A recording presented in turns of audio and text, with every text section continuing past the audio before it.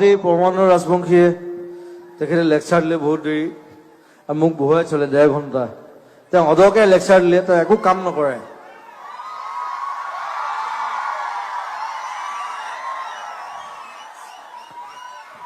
তেওঁ এবাৰ গুৱাহাটী সাহিত্য সভাত মোক মাতি লৈ গ'ল ক'লে মোক জুবিন মই সব স্পষ্ট কথা কওঁ দেই মোৰ লোক ধাক একো নাই তেওঁ মোক মাতি লৈ গ'ল যে জুবিন তুমি আমাৰ পইচা পাতি নাই সাহিত্য সভা ঠিক আছে সাহিত্য সভা অ'কে মই যাম গৈ মই 1 ঘণ্টা এনেই গান গালো একো নাই অ'কে আমাৰ গুৱাহাটী মিউজিচিয়ানে বজাইছে সব মোৰ ভাই বন্ধু তাৰপিছত মোক এটা পেকেট এটা দিছে মস্ত পেকেট এটা দিছে সাহিত্য সভাত দেই মই কৈ আছো শুনক ইটছ ভেৰি ইণ্টাৰেষ্টিং মোক খং উঠাৰ কাৰণ আছে সাহিত্য সভাত পেকেট এটা দিছে মস্ত বহাইছো কিতাপ দিছে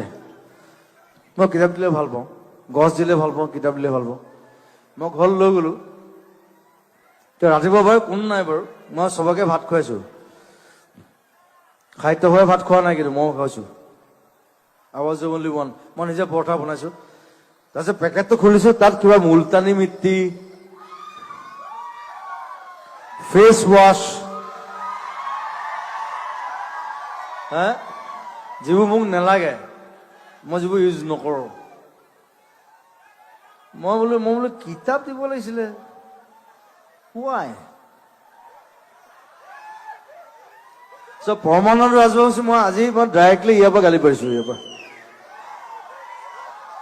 He's doing bad.